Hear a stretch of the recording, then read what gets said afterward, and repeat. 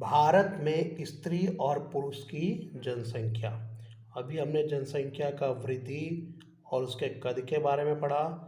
अब यहाँ पर हम पढ़ेंगे भारत में स्त्री और पुरुष की जनसंख्या। भारत की कुल जनसंख्या में अलग अलग वर्षों के दौरान स्त्रियों और पुरुषों की जनसंख्या कितनी है, यह स्त्री पुरुष प्रमाण के द्वारा जाना जा सकता है। यह आप कोष्टक देख रहे हैं जहाँ पे भारत की कुल जनसंख्या में स्त्री पुरुष का प्रमाण है।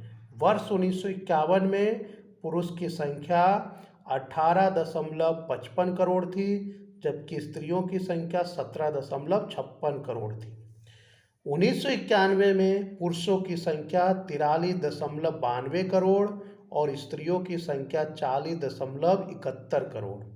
2011 में पुरुष की संख्या 62.37 करोड़ और स्त्रियों की संख्या 58.65 करोड़ थी।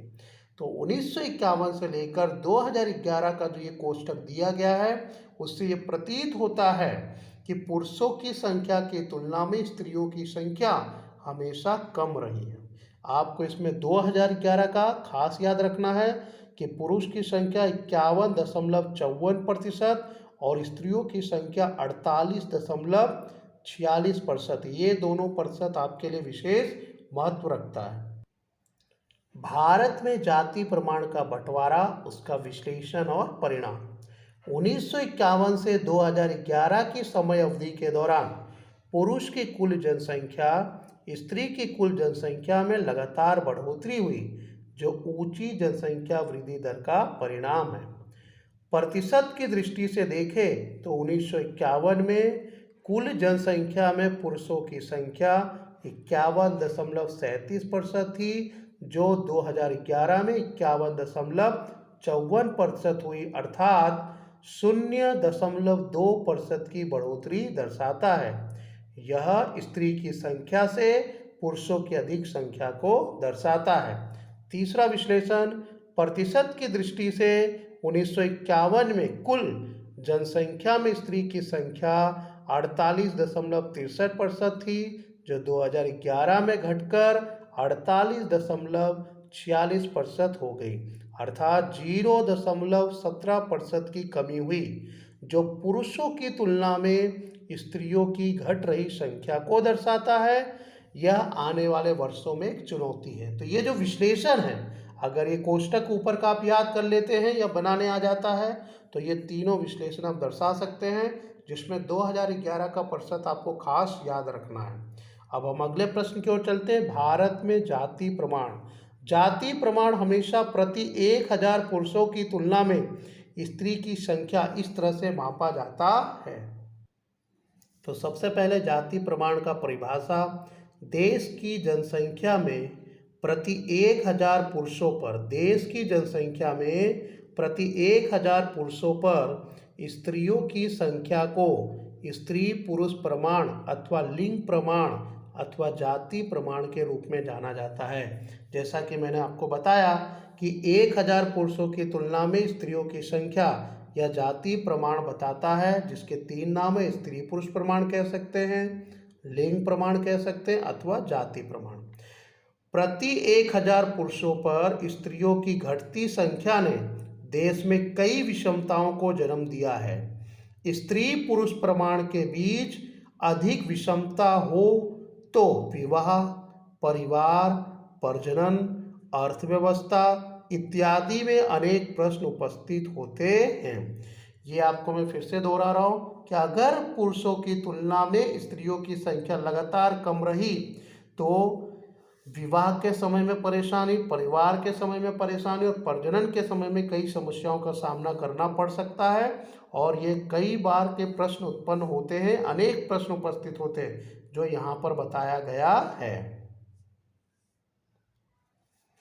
कई विकसित देशों में स्त्री पुरुष का जातीय अनुपात दर 1000 से अधिक होता है। भारत में मात्र केरल राज्य को छोड़कर अन्य विस्तारों में प्रति 1000 पुरुषों पर स्त्रियों की संख्या कम थी।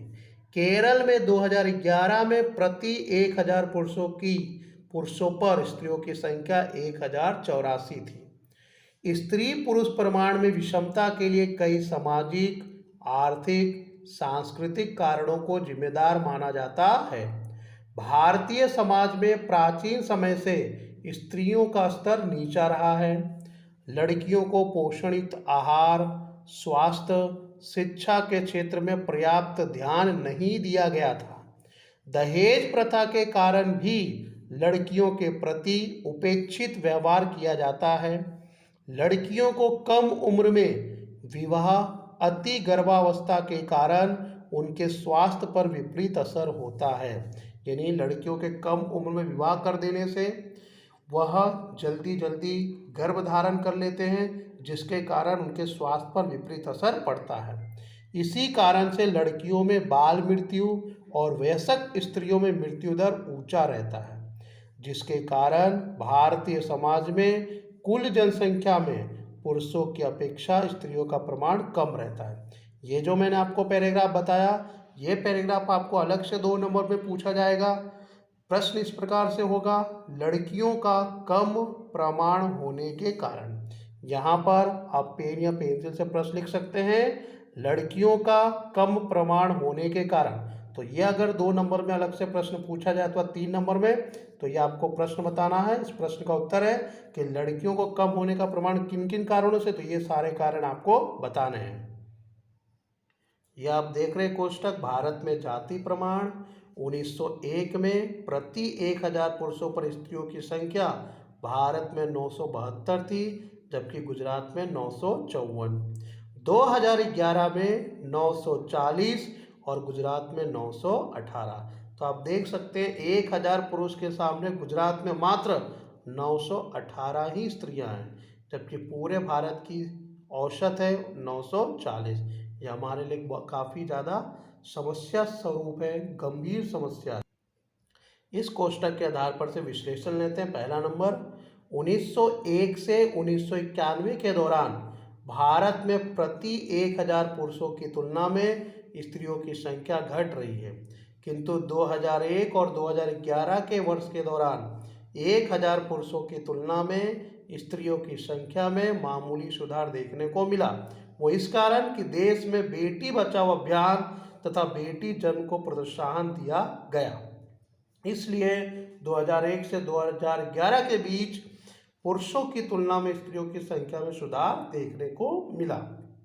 दूसरा, गुजरात की बात में देखें या गुजरात की बात करें तो 1901 से 2011 की समयावधि के दौरान प्रति 1000 पुरुषों की तुलना में स्त्रियों की संख्या लगातार घटती जा रही है। स्त्रियों की लगातार घट रही संख्या के कारणों की चर्चा करें तो पुत्र प्राप्ति की तीव्र इच्छा के कारण आधुनिक युग में चिकित्सा साधन, मतलब जिससे पता चल जाता है कि गर्भ में कौन सा बच्चा है, स्त्री भ्रूण हत्या, और जब पता चल जाता है कि गर्भ में कौन सा बच्चा है, मान लीजिए लड़की है तो उसे गर्भ में ही मार दिया जाता है, जिसके कारण गुजरात में लड़कियों की संख्या, स्त्रियों की संख्या लगातार घटती जा रही है। पंजाब, हरियाणा और गुजरात जैसे आर्थिक रूप से समृद्ध राज्यों में स्त्री पुरुष प्रमाण की असंतुलन विशेष देखने को मिलती है। तो विद्यार्थी मित्रों, ये 2 प्रश्न हमने तैयार किए। भारत में स्त्री और पुरुष की जनसंख्या, उसका विश्लेषण, और दूसरा भारत में जाति प्रमाण और उसका विश्लेषण और परिणाम।